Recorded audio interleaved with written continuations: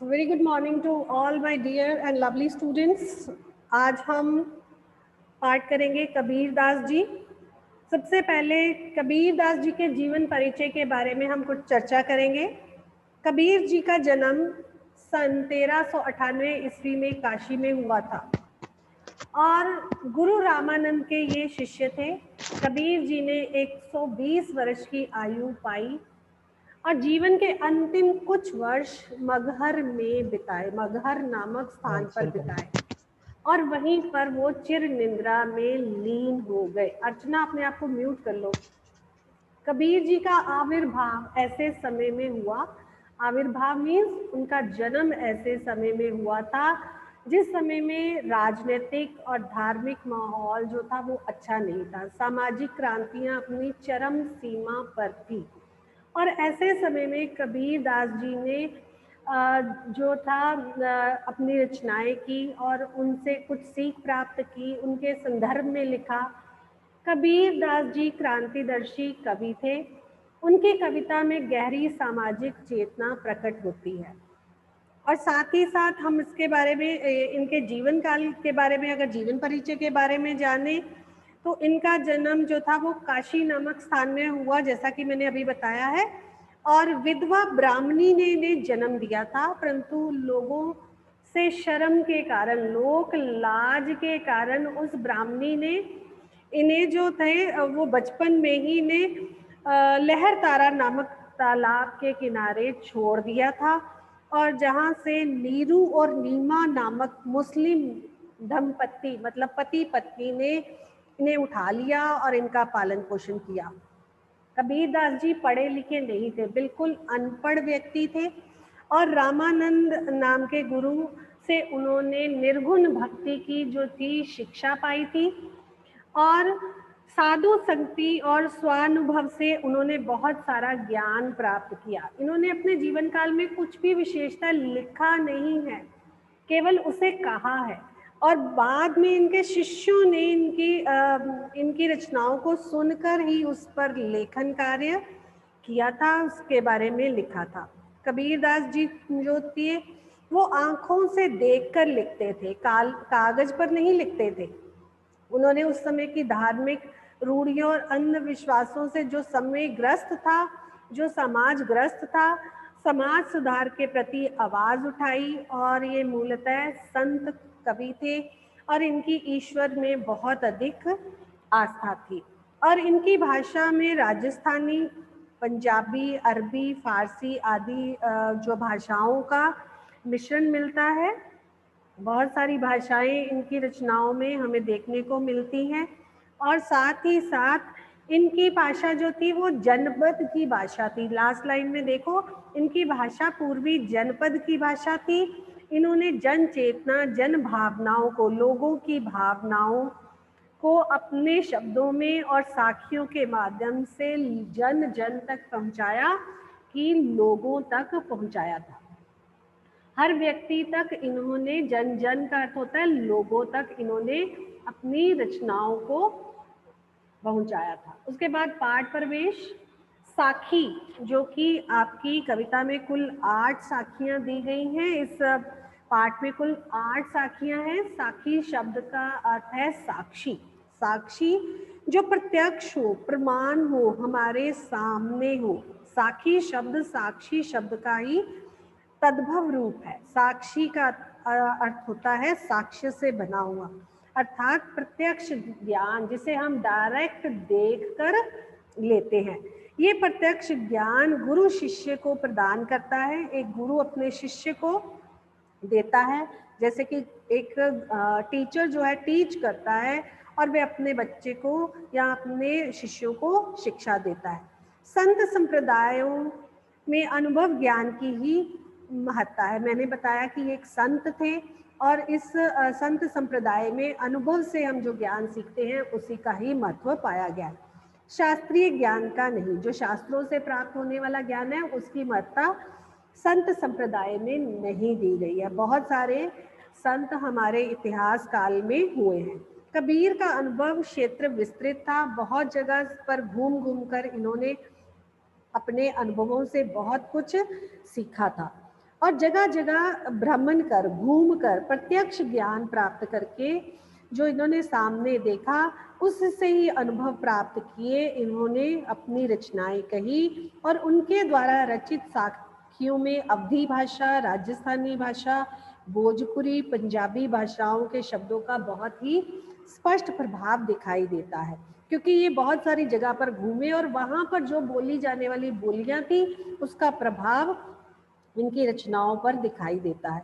इसी कारण इनकी भाषा को पचमेल खिचड़ी भी कहा जाता है, अर्थात भिन्न भिन्न भाषाओं के मिश्रण से बनाई गई। जैसे कि खिचड़ी में बहुत सारी दालें, चावल आदि मिलाकर एक खिचड़ी तैयार की जाती है, वैसे ही इनकी जो रचनाएं थी उनमें बहुत सारी भाषाएं थी और उन भाषाओं के मिश्रण को पचमेल खिचड़ी भी कहा जाता है। कबीर की भाषा सदुकड़ी भी कहा गया है। साखी विस्तृत दोहा छंद है जिसका लक्षण 13 और 11 के विश्राम से 24 मात्रा और प्रस्तुत पाठ की साखियां इस बात का प्रमाण है, सबूत है कि सत्य की साक्षी देता हुआ ही गुरु शिष्य को जीवन के तत्व ज्ञान की शिक्षा देता है। सत्य को प्रमाण रूप से बताता हुआ गुरु जो है वो शिष्य के जीवन में उसे शिक्षा देता है और ये शिक्षा जितनी प्रभावपूर्ण होती है उतनी भी प्रभावपूर्ण होता है, इफेक्टिव, उतनी ही लंबे समय तक याद रखे जाने योग्य भी होती है।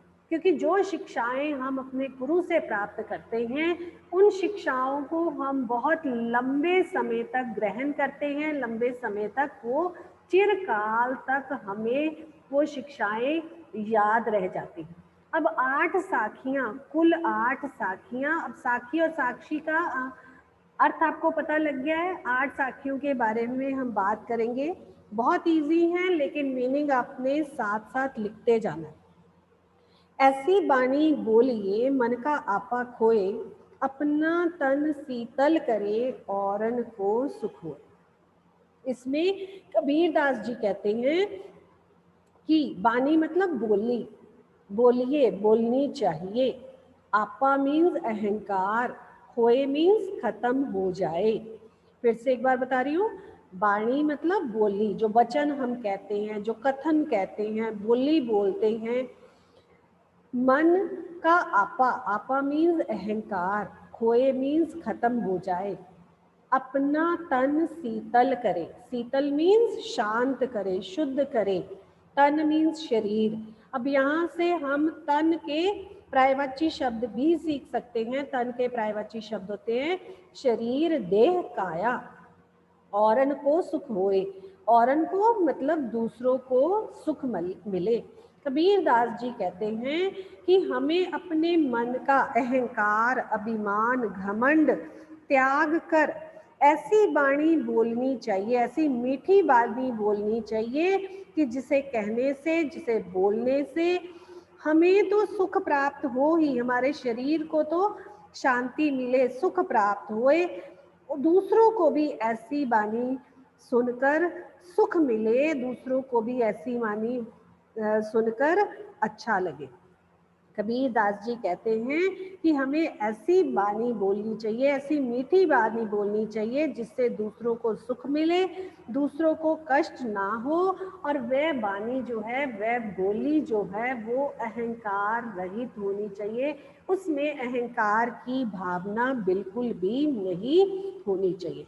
तो एक बार फिर से मैं इसको रिपीट कर रही हूँ कि कैसे अपने अपनी नोटबुक पे लिखना है कि कबीरदास जी के अनुसार वे दूसरे लोगों को ये शिक्षा दे रहे हैं कि तुम, हे मनुष्य, तुम्हें अपने मन का अहंकार त्याग कर, अपने अभिमान को त्याग कर ऐसे मीठे वचन कहने चाहिए, ऐसी मीठी वाणी बोलनी चाहिए कि जिसे बोलने से तुम्हारे मन को तो शीतलता मिले और साथ ही साथ दूसरों को भी ऐसी वाणी सुनकर सुख की प्राप्ति हो।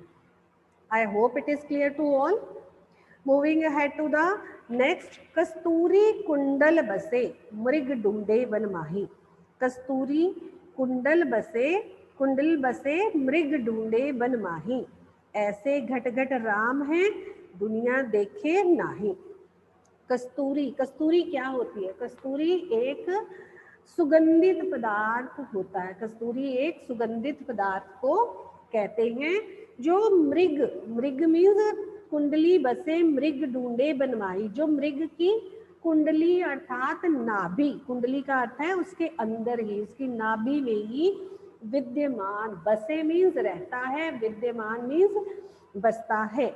मृग ढूंढे बन माही, परंतु मृग जो है, हिरण जो है, उस सुगंध को वन में, वन मीन्स वन, जंगल में ढूंढता रहता है, ढूंढता है, खोजता है, फिरता है, क्योंकि उसे वो सुगंध कहीं से आ रही होती है, परंतु वह सुगंध वास्तव में उसके अंदर ही विद्यमान रहती है, उसके शरीर में ही विद्यमान रहती है, परंतु वह उसे इधर उधर ढूंढता है, उसे खोजता फिरता है। ऐसे घट घट राम है, दुनिया देखे नाही। और इसी प्रकार कबीर दास जी कहते हैं कि हे मनुष्य, जो भगवान, जो राम का नाम है वह हर कण कण में विद्यमान है, लेकिन अपनी अज्ञानता वश, अपने अज्ञान के कारण जो मनुष्य है वह उसे मंदिरों में, तीर्थ स्थानों में, बाहरी लोगों में या बाहरी दुनिया में ढूंढता रहता है, उसे खोजता रहता है, उसे ढूंढता है। अर्थात कहने का भाव ये है कि कस्तूरी जैसा जो सुगंधित पदार्थ है वह मृग की नाभि के अंदर ही विद्यमान होता है, नाभि में ही रहता है, बसता है, परंतु वह जो मृग है वो उसे वन वन खोजता है, उसे जंगलों में खोजता रहता है। और उसी प्रकार जो भगवान राम है वो कण कण में निवास करते हैं, परंतु मनुष्य जो है उसे नहीं देख पाता, क्योंकि उसकी आंखों पर अज्ञानता का पर्दा है और अज्ञानता के कारण वह उसे नहीं देख पाता। वह उसे मंदिरों में, तीर्थ स्थानों में, बाहरी दुनिया में खोजता रहता है, खोजता फिरता है, परंतु भगवान तो मनुष्य के हृदय के अंदर ही निवास करते हैं।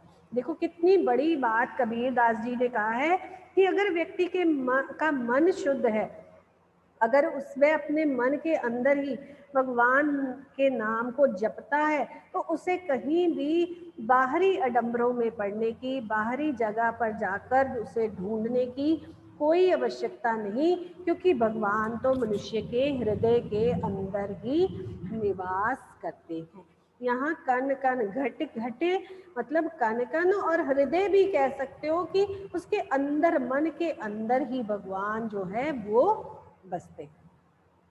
Moving ahead to the third number, जब मैं था तब हरि नहीं, अब हरि है मैं नहीं, सब अंधियारा मिट गया जब दीपक देखिया माही।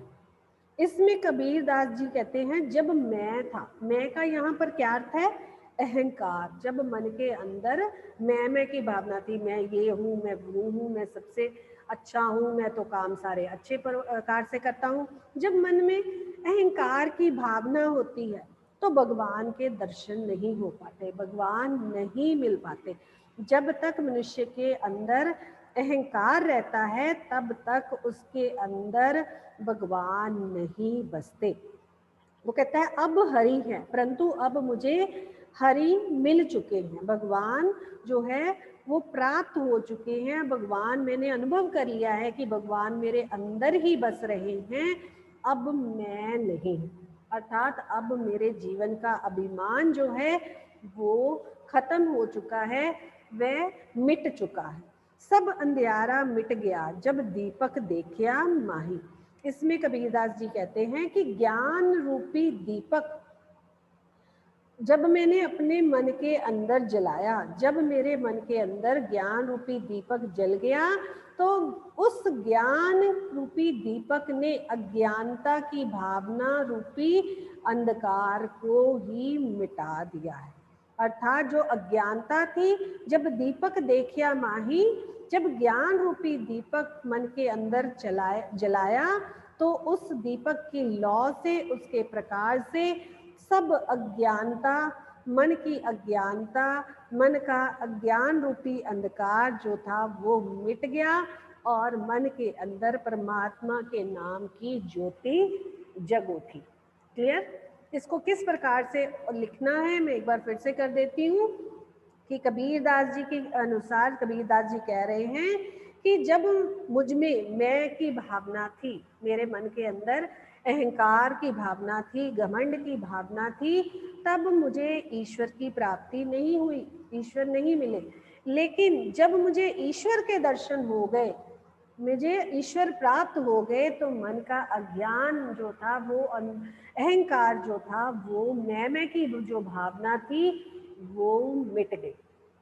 और जब मैंने उस परमात्मा के रूप को, दीपक के जो परमात्मा का जो रूप है, ज्योति के रूप में जो दीपक है, वो मैंने अपने मन के अंदर जलाया, मन में देखा, तो उस दीपक की लौ से, उस परमात्मा की ज्योति के स्वरूप से मेरे मन की अज्ञानता का अंधकार जो था, ज्ञान रूपी अंधकार जो था, वो नष्ट हो गया और मुझे परमात्मा के दर्शन हो गए। और अहंकार जो, मतलब यहाँ पर उन्होंने क्या कहने का प्रयास किया है कि मनुष्य के अंदर जो अहंकार, जब तक उसके अंदर अहंकार की भावना रहती है, उसे ईश्वर नहीं मिल पाते। जब वह अपने अहंकार की भावना को समाप्त कर लेता है तो उसे ईश्वर के साक्षात्कार वो हो जाता है, ईश्वर उसे साक्षात रूप में प्राप्त हो जाते हैं। क्योंकि जो अहंकार की भावना है और ईश्वर, दोनों में एक विरोधाभास है, विरोध की भावना है। जब तक अहंकार रहेगा ईश्वर नहीं मिलेंगे, और जब अहंकार खत्म हो जाएगा तो ईश्वर व्यक्ति को साक्षात रूप में, वास्तविक रूप में वो प्राप्त हो जाते हैं। तो इस तरह से कबीर दास जी ने व्यक्ति को समझाया है कि मनुष्य के अंदर जो मैं की भावना है, उसे त्याग देना चाहिए। नेक्स्ट है moving head to the number 4, सुखिया सब संसार है, खाए अरु सोवे। दुखिया दास कबीर है, जागे अरु रोवे। सुखिया सब संसार है, इसमें कबीर दास जी ने किसको सुखी कहा है? सुखिया सब संसार, जो संसार के लोग हैं, जो मोह माया के बंधनों में जकड़े हुए लोग हैं, उन्हें सुखी कहा, क्योंकि वो नश्वर सुख ले रहे हैं। जिन सुखों का कोई मोल नहीं है, वो उन सुखों में लिप्त हैं, उसमें अपना समय नष्ट कर रहे हैं। खाए अरु सोवे, खाते हैं, पीते हैं और संसारिक मोह माया में जकड़े हुए वे अपने समय उस संसारिक चीज़ों का आनंद लेते हैं और अपना समय गुजार रहे हैं। इसमें कबीर दास जी कहते हैं कि वे लोग जिनका काम केवल सुख सुविधाओं का लाभ ही उठाना है, वे अपने आप को सुखी समझते हैं। वो केवल संसारिक मोह माया में ही जकड़े हुए संसारिक कर्म कांडों में ही लिप्त रहते हैं और अपने आप को सुखी कहते हैं और सोते हैं और अपना आजीवन का आनंद लेते हैं। दुखिया दास कबीर है, जागे अरु रोवे। लेकिन इसमें कबीर दास जी ने कहा है कि दुखिया दास कबीर है, कबीर जो है वो दुखी है, जागे अरु रोवे, और जागता है, अरु मीन्स और, रोवे मीन्स रोता है। क्यों रोता है? क्योंकि वह परमात्मा को, कबीर दास जी कहते हैं कि वह परमात्मा को पाना चाहता है, उसे संसारिक चीजों से कोई मोह नहीं है और वह प्रभु का दास है, वह प्रभु को अपना मानता है और प्रभु के प्रति उसको पाने के लिए वह दिन रात, जो रात है वो जागता रहता है। उसके मन में जो परमात्मा से बिछुड़ने का गम है, उसके का वियोग है, उसमें वो दिन रात रो रहा है, इसलिए वो बहुत दुखी है। फिर से एक बार करूंगी कि कबीर दास जी कहते हैं कि संसार के सभी लोग अपने आप को सुखी मानते हैं। क्यों है? क्योंकि वह संसारिक जो मोह माया के बंधनों में जकड़े हैं और संसारिक विषय वासनाओं में अपना समय गुजारते हैं, मौज मस्ती करते हैं और सोते हैं। लेकिन उधर उसके उलट जो है वो कबीर दास जी कहते हैं कि वे दुखी हैं, परंतु मैं दास कबीर जो हूँ मैं दुखी हूँ, क्योंकि मैं दिन रात जागता हूँ। क्यों जागता हूँ? क्योंकि प्रभु को प्राप्त करना चाहता हूँ और प्रभु मुझे नहीं मिल रहे, उनके वियोग के कारण मैं दिन रात रोता हूँ, इसलिए मैं बहुत अधिक दुखी हूँ। Clear? I hope it is clear. Now moving ahead to the next, विरे भुवंगम तन बसे मंत्र न लागे कोय, राम वियोगी ना जिवे जिवे तबोरा होए। विरह मीन्स किसी से बिछुड़ जाना, किसी से वियोग हो जाना। भुवंगम का अर्थ होता है साम।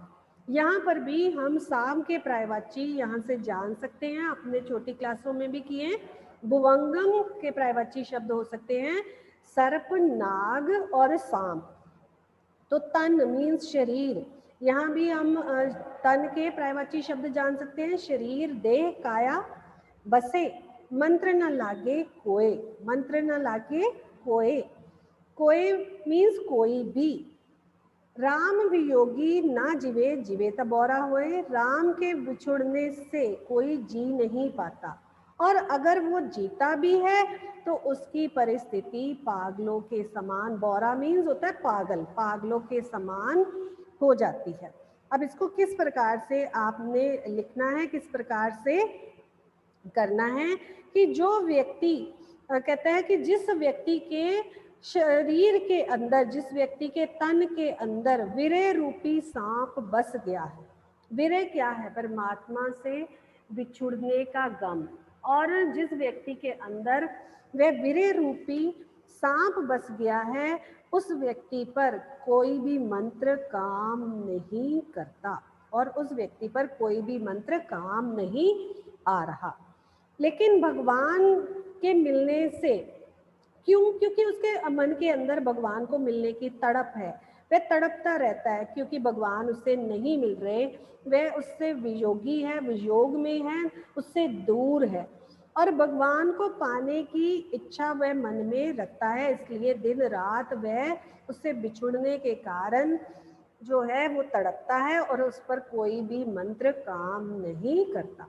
राम वियोगी ना जीवे, कहता है राम से बिछुड़कर, भगवान से बिछुड़कर कोई भी व्यक्ति जीवित नहीं रह पाता, वह जीवित नहीं रह पाता, और अगर वो जीता भी है तो वो बोरा होए, अर्थात उसकी परिस्थिति पागलों के समान हो जाती है, अर्थात वो पागल सा प्रतीत होता है। इसको किस प्रकार से लिखना है कि जिस व्यक्ति के शरीर में विरह रूपी साम जो है वो घुस जाता है, विरह रूपी साम जो है जिस शरीर के अंदर जो है दाखिल हो जाता है, उसके बचने का कोई भी उपाय नहीं रहता, वह बच नहीं पाता। कोई भी मंत्र कर लो, झाड़ फूंक, टोना टोटका, उस पर काम नहीं आता, क्योंकि वह परमात्मा से बिछुड़ गया है, दूर है।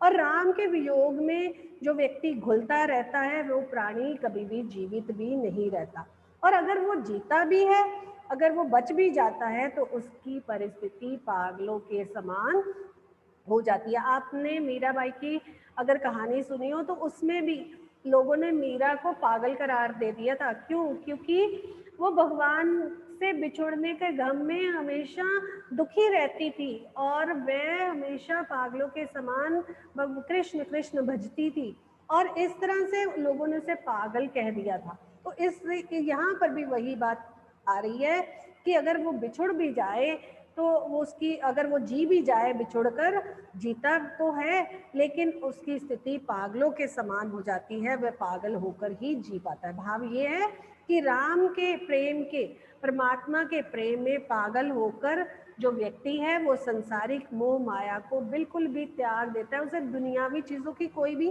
परवाह नहीं रहती कि कोई क्या कह रहा है क्या नहीं कह रहा, वो केवल परमात्मा को ही बचता है।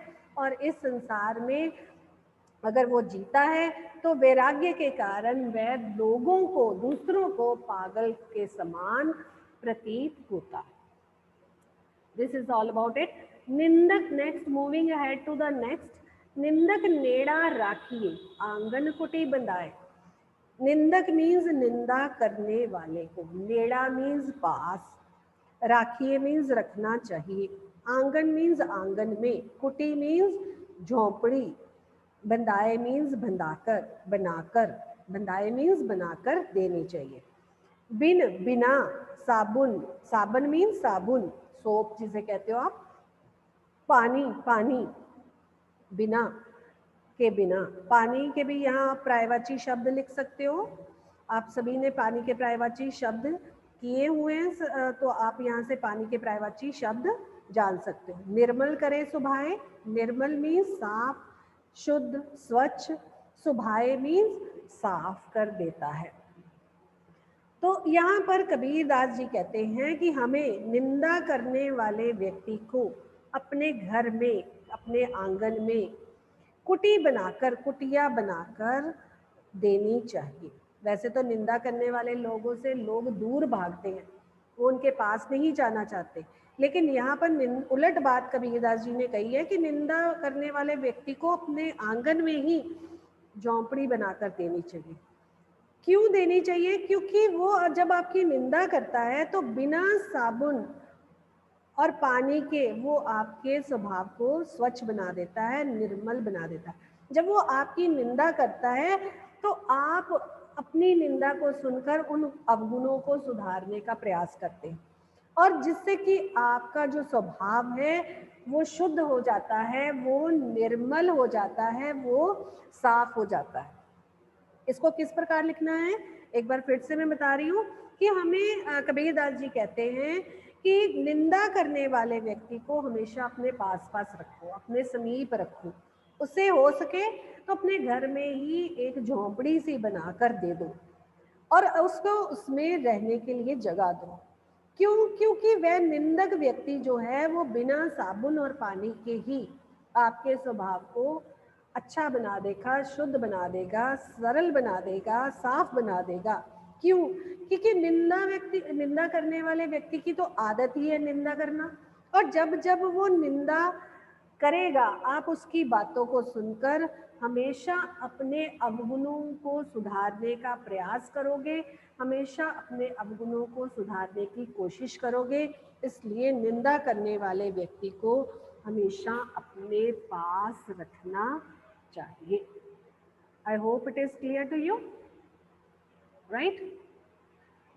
सो आई एम जस्ट, आपने आज इसको रीड करना है, अच्छे से लिख लेना है, अपनी नोटबुक पर साथ साथ लिखते जाना, अदरवाइज एंड में आपको मुश्किल हो जाएगी लिखना। तो आप इसको साथ साथ